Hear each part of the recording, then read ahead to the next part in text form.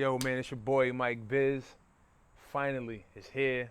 The new show, the check-in.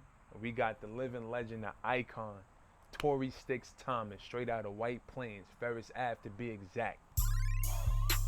Finally here, the first show to check-in. It's your boy Mike Bizz. Got a special guest, a legend out of 914 White Plains, Torey Thomas. Once again, I appreciate you, brother, for pulling up, coming out here. You know what I'm saying? Thanks for having me, man. So, again, Torey Thomas out of White Plains, New York, specifically Ferris Avenue.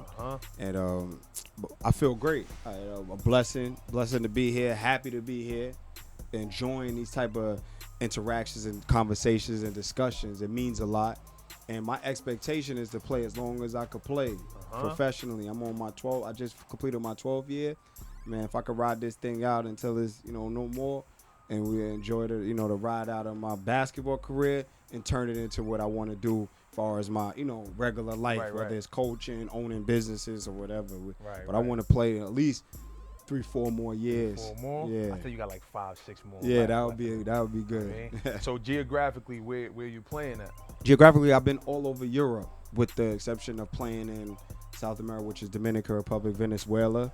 And also, I also played in Africa, Tunisia. So I've been all over.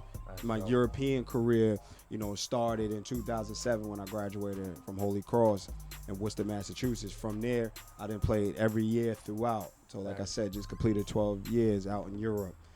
Last season was split between Tunisia and Poland. Right. Okay. Well, so which spot is your favorite spot to play at? Well, I've had many favorites, but like Poland was a big favorite because of the people, how they embraced me and what I've done for the country, what they've done for me as far as outside of basketball. And in basketball, one of my MVPs came from Poland. Going to win a cup came from Poland. So a lot of things. Then helping an orphanage came from Poland. So like Poland is a different type of country for me. I've been there 3 times as far as playing, right? Okay.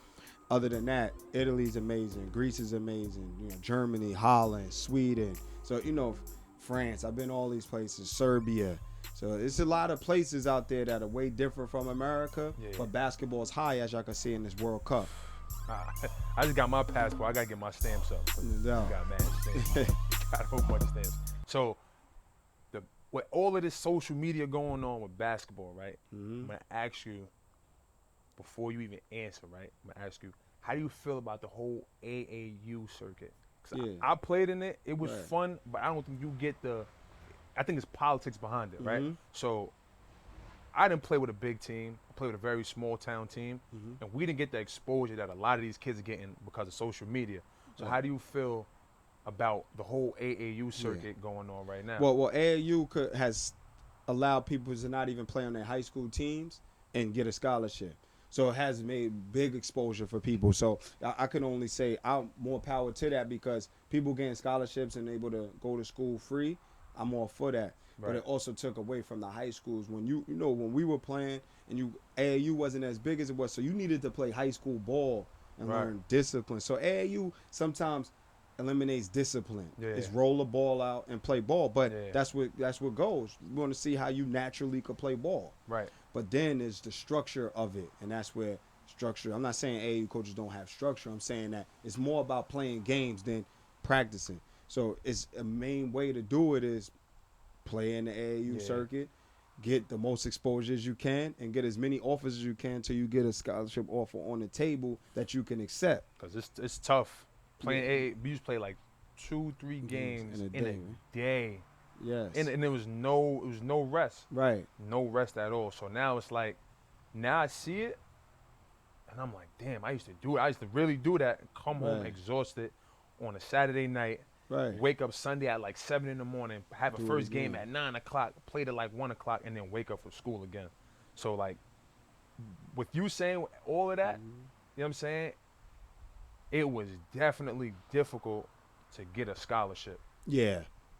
So back then, I would say harder to get a scholarship now, because there wasn't all the social media presence where you could blow somebody up and it goes viral. Viral's a big thing. You making a few great moves, great plays. Now everybody's watching that video of you. Now coaches are coming out to see that player. It wasn't like that before. You had to get your buzz was real buzz. Buzz meaning you was busting people. When you buzz people, coaches came out to see that. Man, what's all this buzz about? The buzz is easy now through a click of a button. I could just go show somebody some video, maybe one dunk on somebody, a couple threes, and then now everybody's watching, which is the part of technology and enhancement that has happened for everybody now. That's a fact, because I was watching, I don't speak bad on nobody's name, but I was watching on the gram this kid, Julian Newman.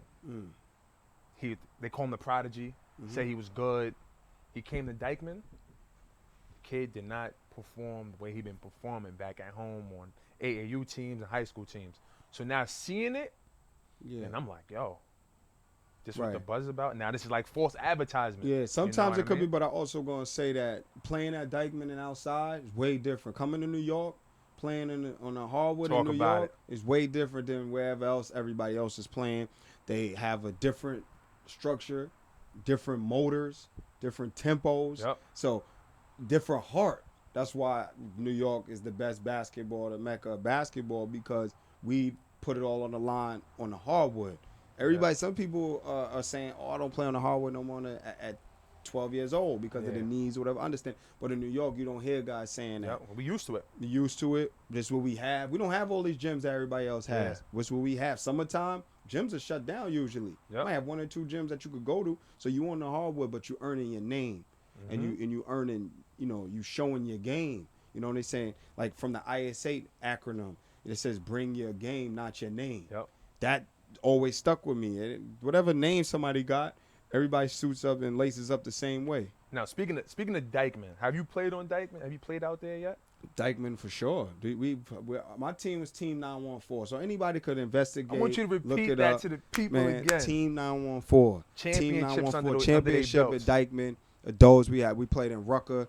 We went to the finals a couple times in Rucker. We hoops in the sun down in Orchard Beach. We won like 3 championships out there. Everything could be investigated. That's the beauty of the technology and of YouTube. Everything could be investigated. They called me the general down there, and that's what it was. I was the starting point guard for Team 914, who had excellent talent, like Aaron Williams, which is the problem, played out of Delaware State. Jeff McDermott out of Providence College. Kirk Williams, he was out of Longwood and then Bridgeport. These are just few names. We had Kyle Cuff out of St. John's. So we had some players. Scotty Machado out of Iona. The guys that played for Team 914 that we had. We got more than Marvin McCullough out of Iona. So guys that that played with us. That we had a squad that. We had respectable basketball, though. It wasn't just this run around. Dykman let you play one way. It's an isolation game, right? We didn't play like that. We double teamed you on that island. We made sure you gave up that ball. We made you play basketball. And we played team basketball. Kevin Jones came to play out of West Virginia. You see what I'm saying? 914 was buzzing so heavily. Jomo. You got Jomo, you know what I'm saying? Jomo out of Mount Vernon. He was one of our sharpshooters. I'm just trying to give everybody the credit that I knew was on our team. And when you go see the games and you go pull up them tapes on YouTube, you can put Team 914 up there, and we're there. I'm not gonna lie. So definitely pull up those games, championship games, beating Kevin Durant for $10,000. At Dykman. So this is everything I state is facts. We beat Kevin Durant. So we have Mike Beasley on our team. Nike puts out whatever Team Nike. See, people don't even understand what Team Nike had a team that they assembled. If you beat them, you got $10,000 for that game that you win. If you beat them, they was running through everybody. They have Kenny Satterfield, Idris Leon, Keidron Clark. They had a whole bunch of players, right? That was Bingo. Bingo was the coach. Bingo at that time. Bingo All-Stars. Bingo was who's family. This is all family. And we have Coach K and Sean. Coach K Bourne is our coaches. So it was really a New Rochelle affiliation that we brought a whole group from the 914 area downtown where they didn't know who was who. You see what I'm saying? So that was the dope part of our movement, that we brought 914 and we put it really on the map through street ball. People don't know we was going through Dykman to Rucker, Orchard Beach, 145th Street, Tri-State with Mousie's tournament. All of that and one. I was playing 5 games in a week. People could tell you this is official. Like this is official and everything is documented now. That's the beauty of the technology, that all these games are on YouTube as we speak. Big Sherman Wing, who's the videographer, he could get you any game that you want based on the date, the time, and the year. Gotta bring that up. So hopefully, like we was talking before the show, hopefully we can get a little 845 against 914. Definitely. We can talk about that, get that going. You know what I'm saying? Well, love that, man, because a lot of people don't know that it all it takes is you to go do it. Right. You know what I mean? A lot of people could talk about what they're doing, how they're doing it, but just go do it. Like when 914 stepped on the map, nobody really knew what he was doing. They thinking 914 is upstate somewhere. Man, it's 30 minutes away from Manhattan at the most. So we ain't upstate nowhere. We right here, but we could ball. So we earn the respect from all of the greats. Yeah. Rest in peace to John Strickland franchise. Right. He one of the first ones to endorse 914. I remember that. Endorse like, yo, these guys are for real. They play for real. Yeah, man, because I played on Ferris, and I had a tough time my first 3-4 games. I was playing with KO. Definitely. And the first thing he mentioned, he's like, yo, when sticks come, it's it. I'm telling y'all cats now, he's a different breed. Yeah. I forgot who we played against, but you had a steal, a layup, and I believe it was another steal and another layup, and your motor was just going and going and going. So what keeps your motor going? Like, how do you treat your body? Yeah, but for sure, body is a big thing. Well, no year I've ever drank or smoked, so I take that seriously. And that doesn't mean that I look at somebody that smokes and drinks. That's on them. But I say how I keep my body. I juice a lot. I eat a lot of vegetables, carbs. I work out. You know, I believe in the fact that if I'm in shape, I don't have to get into shape. So if I stay in shape, it's a little bit better. So I'm 34 right now, you know, and I'm on my 12th season. Like I said, 34 years old, 12th season, trying to go into my 13th season. Hopefully signing soon. Right. And that's what makes me able to go. My motor is something that was instilled in me from Ferris, through KOs, through the Pumpkins, through Leamses, who taught me defense first. Right. When you could stop somebody, you could get a steal. Your confidence is at a whole nother level. Offense is one thing, but defense is a whole nother thing. And like you said, we played together and we got a chip together on Ferris. Ferris, everybody can't play on Ferris, as you know. When Ferris is at the peak of it, a lot of people could talk about Ferris, but compete on Ferris and win is very difficult.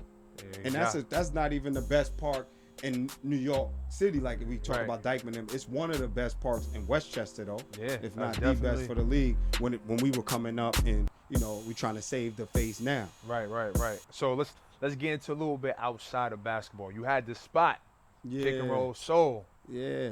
How did that come about? Man, so we had a vision, man. You know, first of all, it was called Pick and Roll Promotions. Who started that was my man, rest in peace, Dion Ski Bridges, right? So that was my, our brother. We used to throw events, and all we would talk about is, yes, we throwing events, we having a good time, we putting on events for people, but we need to have our own spot so we can maximize the dollar. We always giving. Black people are very liquid. When I say liquid, we're liquid cash, meaning that we always on hand, ready to spend our cash, but we don't never put it into the right situation, because once you spend your cash with somebody else, it don't recircle back into the community. So what Pick and Roll Soul, when we found the right spot, it was a soul food spot to bring. It's not just about black people, but it's giving us somewhere, safe haven to go, to step in there and be like, yo, this is ours. It's not mine, it's not his, it was ours together, and anybody that felt the same way could share that. So Pick and Roll Soul, we was getting, it was 2 years in the making of doing it. You know, we learned a lot, a lot of business ups and downs. But for me, more ups as far as seeing people have a great time. Right. My brother having a great time. My family having a great time. 90 year old birthdays. Sweet 16s. Things that you wouldn't even imagine that black people can own on Mamaroneck Avenue on the White Plains. Right. Which is one of the hardest places to own something because it's predominantly white owned. Right. So you know that you're up against something. And you did that. And we did it. We did it as a group, and it's unfortunate that it's not there now, but it was a learning lesson that we can keep going, and we have something that we could strive for. But what people don't know behind the scenes is we did a lot of preparation, a lot of talking, a lot of maneuvering, a lot of breaking down barriers to show that we could actually do something, because they don't give chances to young black men like that to own. They don't want you to own. Why should you own? Why keep you being a consumer? Right. Keep you paying this money. Yep. Keep you being liquid to other communities. Yeah. You can't recycle that money once it goes out of your hand and it's not in the community. That's a fact. That is definitely a fact. And are you going to bring the company back? We want to, that's for sure. That's gonna be something that, like when you get defeated one time, it's how you get back up. Like That's if you it. get so right now, it was a big situation. There's things that happened, and now it's learning experience, it's business. Right. Back to business 101, where you learn from your mistakes and you learn how to maximize your profit and you learn what you can do and what you can't do, and that's the key. So we're just right here resurfacing, Right. making sure the model is the right model that we have, because if you go right now, there's no soul food restaurant around the whole Westchester that was popping like Pick and Roll. Still to this day. Since before we had Pick and Roll, didn't have none, and then still after. Yeah, because y'all had these Henny wings. I need my hands on those Henny wings again. My question to you is, because me, like I told you before the show, we had something in common. You know what I'm saying? I lost my mom at an early age. She probably died like 4 or 5 years old. Did that motivate you and inspire you to go harder at what you do, even if it's outside of basketball? Like, are you closer with your family? Because me personally, after I lost my mom's, it didn't really hit me until I was like 12, 13. And I'm like, it's crazy, but then it really like reality hit me when I had practice one day after SUNY Purchase. I used to attend SUNY Purchase. We in practice, and something just came over me, and I just started crying. Coach like, what happened? I'm just like, I don't think you would really understand, you know what I mean? Because you're coaching next to your dad, you know what I'm saying? Like the head coach and assistant coach, there was a family. So I like happened to look to my left, and that's where the bleachers is at. And I was like, yo, my mom would never really be here to watch me physically play ball. So I'm just like, in spirit, I gotta just go harder at everything I do. So you gaining an angel, because I would never say, we lost somebody. You gaining an angel. Does that make you go harder in what you do? Yeah, like I'll be honest with you. It was unexpected for my mom. I was in Africa at the time, and it still hasn't hit me yet. Like you said, something coming over me. So, but my intensity to things, my attention to detail, everything is up. I haven't really even slept too well, to be honest with you, since. And I'm just going hard on everything, no matter what it is. Like, and I'm focusing in on, and it has brought my family. My family was pretty close. I got older sisters, younger brothers, nephews, we all in the process of trying to be in one household, which I have them in my house that I bought that I got for my mom. They're up there. And then we want to get to a little bigger because they want me to be in the house as long with them. So, like you said, gaining an angel, I know she's overlooking. She was always a strong lady, always very pleasant. You know what I mean? Very stern and strict, didn't take no nonsense, but was a beautiful lady. Yeah. And that's what we're gonna miss that. And like you said, something that's come over me. So I think all the time about it. Right. And like, how it is and not having her, and it takes a lot. It takes a lot out of me. I can't, but it's because of how I was raised, how she raised me, that my strength overcomes. And going hard is just not even an option. Some days you just want to be like, man, I just want to sit here. Man, like I said, I ain't sleep yet. You know what I mean? For real, like have a great night's sleep. Right. Who was one of the best point guards you ever played against? Patrick Beverly was one. You played against Pat? I played against him. We have battles. That's all on video too. So you got to see these games. We went into a triple overtime game with Pat Beverly. Really? I was playing in Russia. Pat Beverly was in Russia too. And our respect level for each other is because he's a dog on defense. He's fast enough. I'm the same way. He already had an NBA contract, and he seen me so I was right there with guys like that. To be, you know what I mean? So I would say him because of how tough he was. Played in Russia, already was signed with Miami, and then ended up eventually being in. So he was catching 2 checks at the time. That's dope. So he was humble. Let me tell you, like even after the game, he would pick. After the game, after everything, it's a battle. We went like 100-something. We won on their court, but he still came and got me from the hotel and took me out, grabbed something to eat with him like that. Like so, I could say that like Patrick Beverly, he was one that stood out to me because a lot of guys, and there's other guy named Brandon McKnight who I was in Sweden first. He won a championship out in Sweden. He played at Purdue. My first year out, he showed me like some ropes and told me how this goes because he played overseas a few years. But people like that stand out because Americans act funny overseas. I'm gonna be real with you. How you see me now is how I am over there. So I'm gonna help you if I can help you. And if I can't help you, I'm not gonna lead you on a goose chase. I'm gonna tell you, yo, I can't do nothing, but maybe I can give you a number to this person. I'm not gonna act like I'm somebody else because I'm over here. Yeah. I'm who I am all the time. Yeah, because there's a lot of Hollywood people out there. They go you overseas. Like you say, even like a Romeo and Travis, how cool he is, and like we were supposed to play on the same team one time, but we played in the same league, so we got a chance to talk to each other, and we follow each other. You see, we comment back and forth on Twitter. I comment with like stuff, and we keep it. It's always like how we are. This is how we are. That's it. There's a lot of Hollywood people out there. They go overseas playing in the lowest levels. Like, oh yeah, I went over here, I did this and I did that, and it's like. Honestly, it really doesn't mean much unless you're playing it against great competition. You know what I'm saying? So, with that being said, who gave you the name? Like, where did the name Sticks come from? Yeah, that was a child. Nah, that's a childhood name, like from my block, from Ferris Ave, from my sister. And I'm like, I used to I have skinny legs when I was growing up, so they called me Sticks. They liked the name, and it just stuck. So that's part of like, if you really knew me. And you come, if you've been on Ferris, then that's how you know Sticks. Everybody else don't know Sticks. Yeah, I ain't know who Torey Thomas was. I know who Sticks was, but I ain't know who Torey Thomas was. See? That's dope. And overseas, everybody knows who Torey Thomas is because they call your name out. It's not a nickname. They don't know you in the depths of how you grew up and how you were raised and, those intricate little nicknames that matter all the way when you become an adult. See, Torey Thomas. Right. Ain't different from Sticks. Just two different names, the same person. Yeah. And how was Holy Cross for you? Holy Cross was a great experience, man. 4 years there. Graduated 2007 with my bachelor's in sociology and pre-law. Had an amazing career there too. Won 3 seasons in a row, 20+ wins. Went to the NCAA tournament. Beat Notre Dame at Notre Dame. So some big wins for us. Took Boston College down to the last shot, stuff like that. Played Providence, played Duke, tough.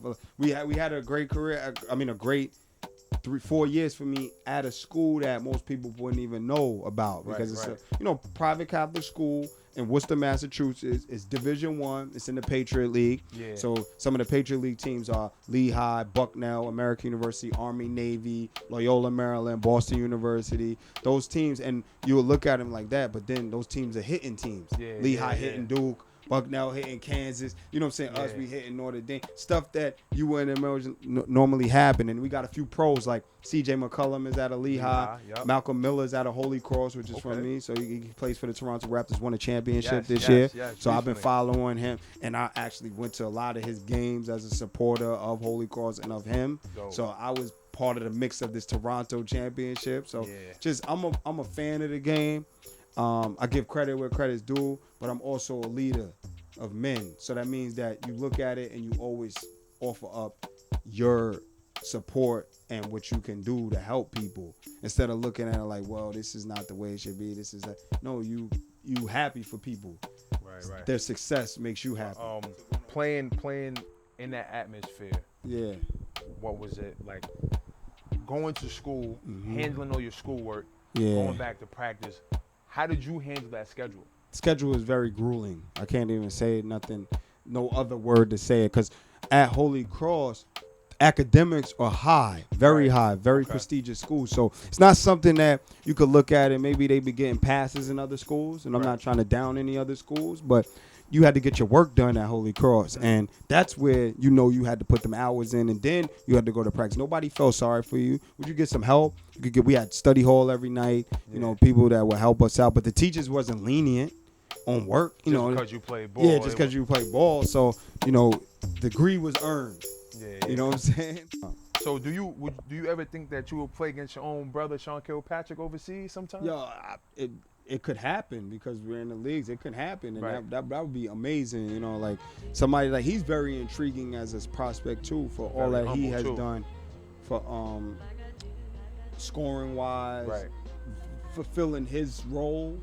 And I could tell you how hard it is to make it in the NBA because even though he fulfilled his role pretty well, he's still expendable to certain GMs. Right. And he's had an amazing career. He's proved that he belongs, and he could show that he has done some amazing things, scoring 39 against Chris Paul and the Lakers, stuff like that.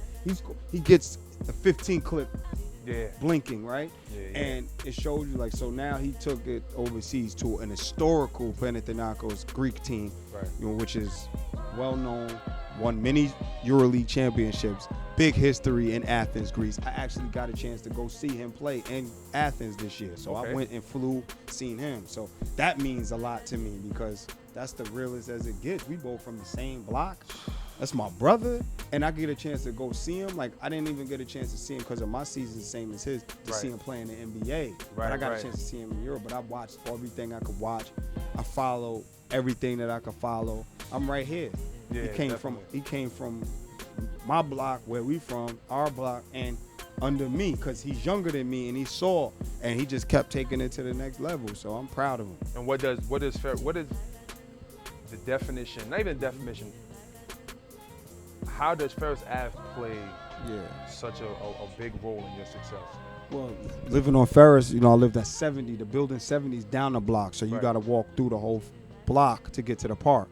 You walk through the whole block. In the midst of the whole block, you got different personalities, different people. Definitely. You got everybody on the block, whether they're smoking, weed, drinking, selling crack, or whatever.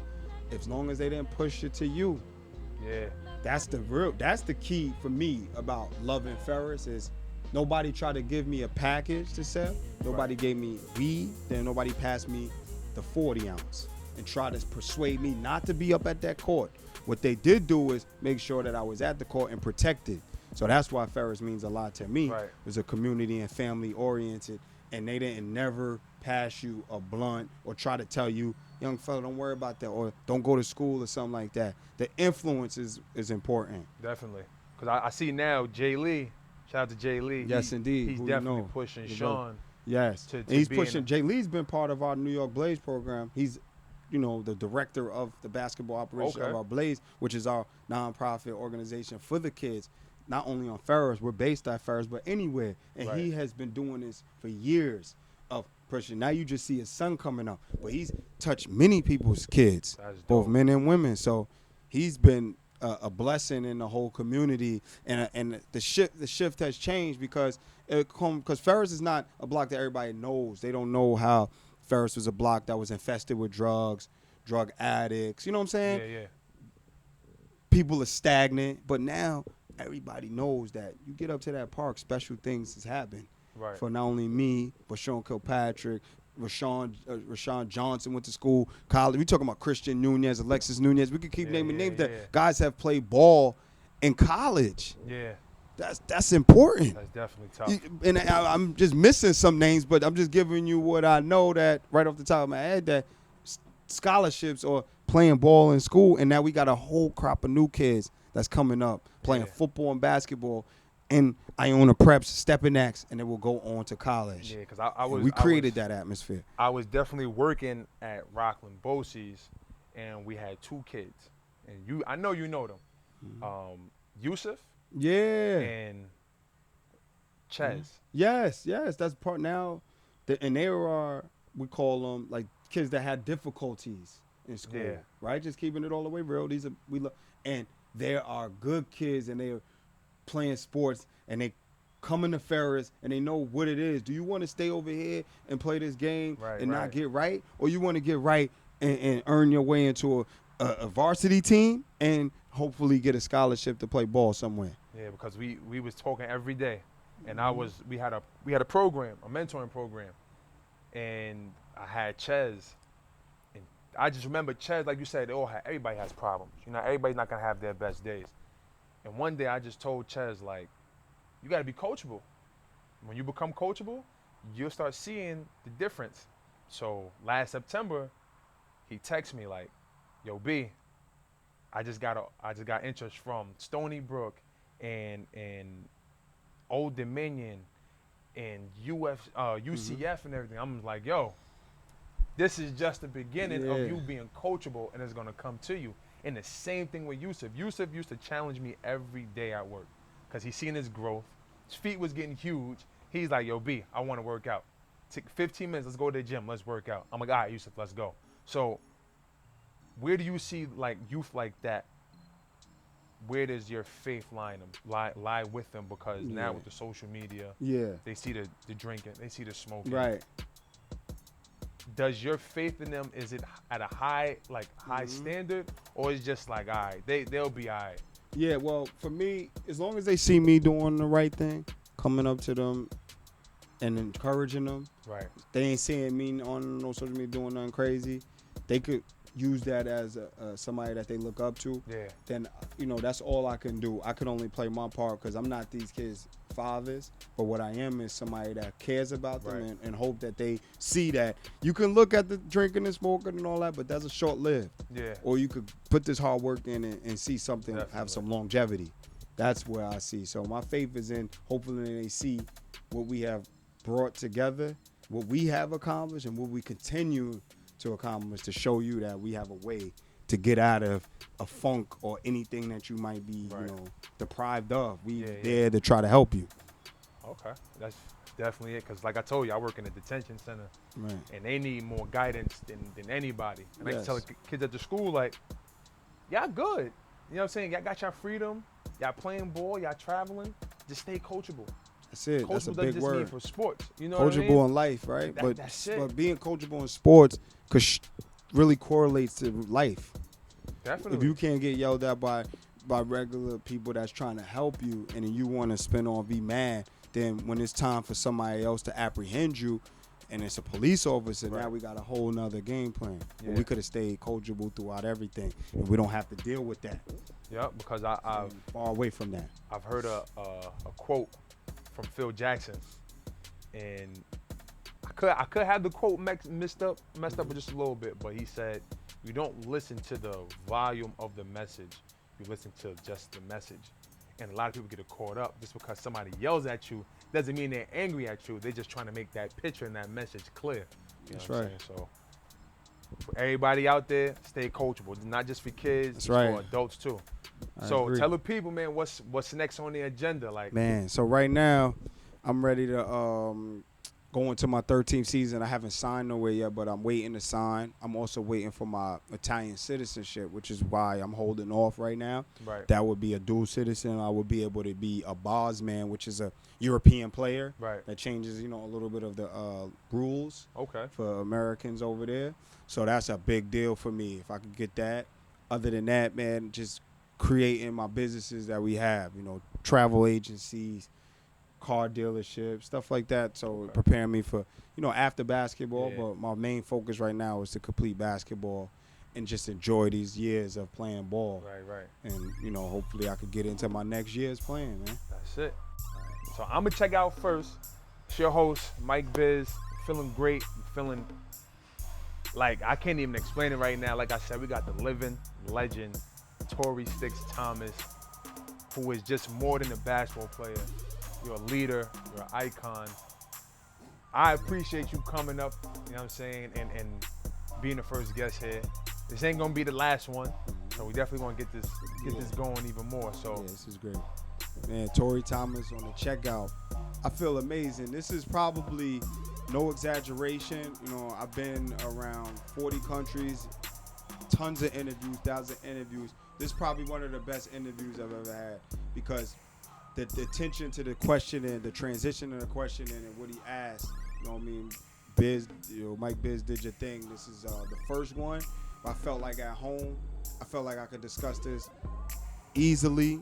Nothing was forced, and I appreciate these type of moments because for me, if anybody knows me and understands me historically, they either see me through Instagrams or Twitters. That's a part of me, but they don't know that this is really me, like how I really move. And when you could capture me, Torey Thomas, my heart and all that, understand, I feel great to be able to express it to whoever wants to see, because I don't interview that much for people to see. They don't know who's real and what's real. They only see what they think is on Instagrams, or if I'm traveling, most people assume that as somebody trying to do something instead of what is actually being done. So this interview was amazing, and I'm very appreciative of being the first guest. It means it speaks volume to what they're gonna produce, because from here, it could only go up. And they started with somebody that they care for, they have a relationship with, and I'm just proud to be here. that's it. And before you leave, this is the official game ball from the NBA. I'm not gonna tell you how I got it, but this is from the All-Star weekend, and in Charlotte. I'm presenting this to you because, listen, like I said, you the first guest here, so that's definitely for you. You can take that home, and that's it. We both checking out. This is Mike Bizz once again. Hope y'all enjoy.